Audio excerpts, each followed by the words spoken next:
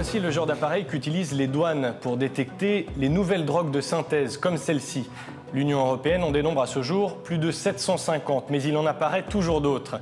Elles peuvent être très dangereuses et sont souvent importées sous de fausses déclarations douanières. Alors comment les identifier et lutter contre ce nouveau marché de la drogue très dynamique? C'est la mission de ce laboratoire. C'est aussi la mission des douaniers en première ligne pour traquer ces substances qui imitent les effets du cannabis, de la cocaïne ou de l'héroïne. On peut les acheter par exemple sur Internet, la plupart du temps légalement.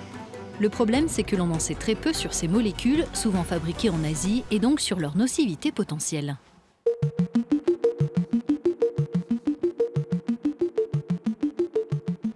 Sur le site du Centre commun de recherche de la Commission européenne à Ispra, ces nouvelles drogues sont justement passées au crible. Il s'agit d'échantillons souvent transmis par les autorités des États membres qui n'ont pas pu être analysés grâce à leurs tests de routine.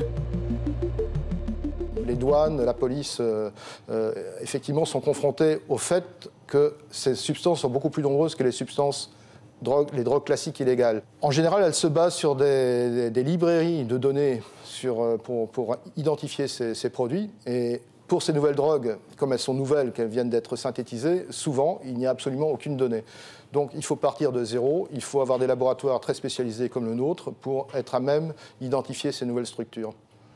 Le travail des chercheurs consiste à élaborer une encyclopédie de ces produits de synthèse. Ils doivent en premier lieu faire la lumière sur ces herbes et ces poudres qui peut-être n'ont pas été testées préalablement sur l'homme. Le spectromètre de masse indique le poids moléculaire de l'échantillon. Cette donnée associée à l'information transmise par notre appareil à résonance magnétique nucléaire nous permettra de déterminer la structure de l'échantillon en question. En quelques jours, la nature chimique d'une substance saisie est établie et les informations sont transmises aux douanes. Les autorités peuvent l'interdire, même si cette drogue peut rapidement réapparaître sous une nouvelle forme. La production des substances chimiques psychoactives se développe à vitesse grand V. On estime que 2 nouvelles substances de ce type sont produites chaque semaine. On doit être capable de les identifier très rapidement.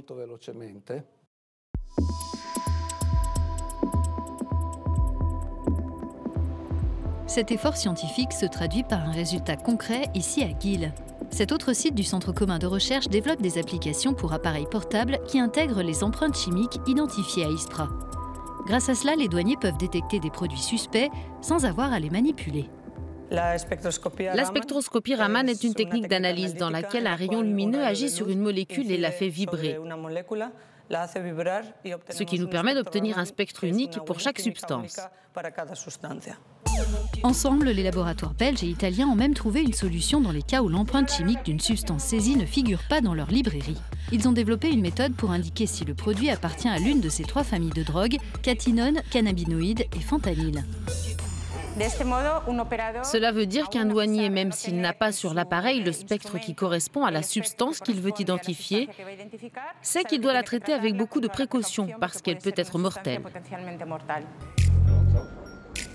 Les services des douanes disposent ainsi de nouvelles armes pour lutter contre ces produits de synthèse. Depuis novembre, l'Union européenne considère les nouvelles substances psychoactives comme des drogues.